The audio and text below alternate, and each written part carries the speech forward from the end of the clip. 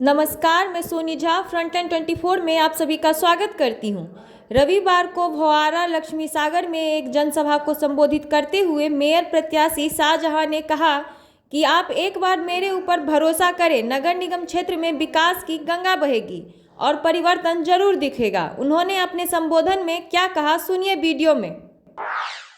महसूस कीजिएगा कि आपके जितने भी मेयर प्रत्याशी हैं वो सभा से भागते हैं, मंच पर जाने से कतराते हैं और पब्लिक से फेस टू फेस बात करने से इनकार करते हैं, क्योंकि उनको पता है कि अगर उनसे कुछ सवाल कर दिया जाए, चाहे मीडिया बंधु के द्वारा या पब्लिक के द्वारा, तो उनके सवालों का जवाब नहीं। एकमात्र प्रत्याशी आपके बीच खड़ा है, वो है मोहम्मद शाहजहां अंसारी। किसी भी तरह के सवाल का जवाब हम दे सकते हैं, क्योंकि मेरा हिसाब किताब एकदम क्लियर है। हिसाब किताब गड़बड़ उसका होता है जो चोरी डकैती लूट खसोट में लगा रहता है।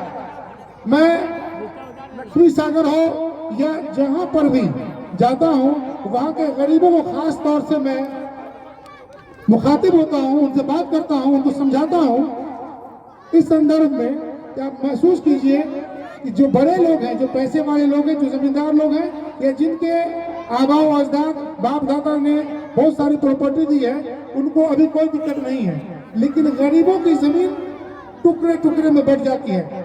नतीजा ये होता है कि एक वक्त आता है कि किसी के पास 1 धुर, किसी के पास 2 धुर, किसी के पास 0, 1 इंच भी जमीन नहीं रहती है। ऐसे में वो गरीब किसी सरकारी जमीन पर अपना पनाह लेता है, या किसी महाराज जमींदार की जमीन पर पनाह लेता है। और ये आज से नहीं, ये हमेशा से होता आया है।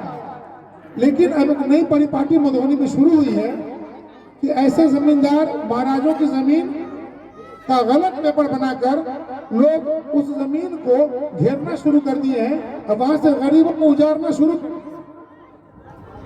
ऐसे गरीब कहाँ जाएंगे?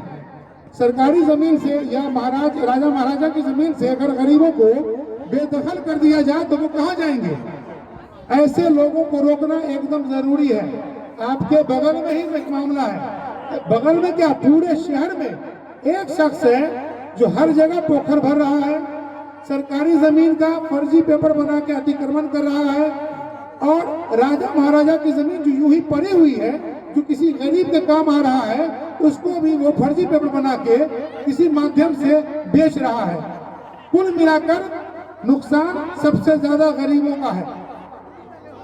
हम गरीबों को ये कहना चाहते हैं कि आपके वोट की भी कीमत उतनी ही है जितनी एक वोट की कीमत राष्ट्रपति और प्रधानमंत्री की है। तो राष्ट्रपति और प्रधानमंत्री का वोट नहीं बिकेगा तो आपका वोट खरीदने की औकात वो कैसे रखता है? आप अपने वोट को 1500 में कैसे बेच देते हैं? आपके वोट को खरीद कर फिर वो आप पर चढ़ाई करता है, आपकी जमीन से ही आपको बेदखल करता है।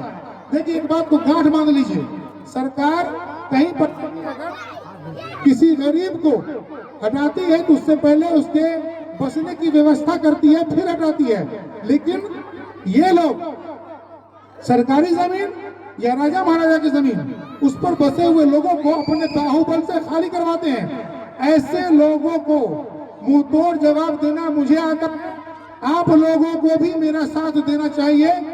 ऐसे लोगों को हम उस जगह से निकाल बाहर करेंगे जहां से वो गलत तरीके से पेपर बना के जमीन पर कब्जा किए हैं, उसको बेच दिए हैं।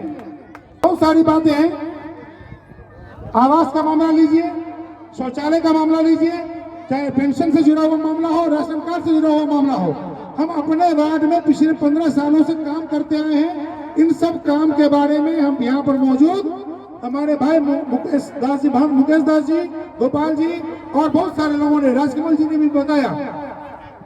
आप लोगों को हम खुली चुनौती देते हैं, पब्लिक को, और आप भी दूसरे जगह की पब्लिक को खुली चुनौती दीजिए कि अगर मैं जो कह रहा हूं उसमें कहीं खोट है, मेरी बातें अगर गलत है, मैंने अगर किसी पब्लिक से पैसा लिया, चाहे वो किसी भी नाम पर हो, तो आप उनको खुला चैलेंज कीजिए कि तुम साबित करो।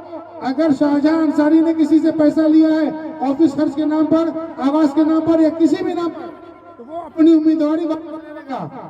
आप लोग चैलेंज कीजिए, क्योंकि जितने भी कैंडिडेट हैं आप पता कीजिए, जेल जा चुके हैं उसमें से कई।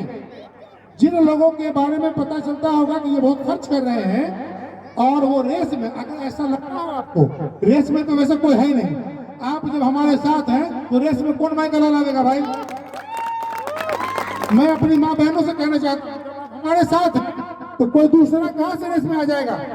कोई रेस में नहीं है। फिर भी अगर किसी को ऐसा लगता हो, मुखिया जेल जा चुका है, कोई धन्ना सेठ जो अभी रुपया बहा रहा है वो जेल जा चुका है, एक बार चुनाव जीता, 10 धुर जमीन में उसका मकान था, घर था, 5 कट्ठा सरकारी जमीन को इनक्रोच कर लिया, तब लोगों ने उनको नहीं रोका। म्युनिसिपल काउंसिल की जमीन 2002 में नगर परिषद की जमीन 5 कट्ठा उन्होंने कब्जा किया, तब उनको किसी ने नहीं रोका।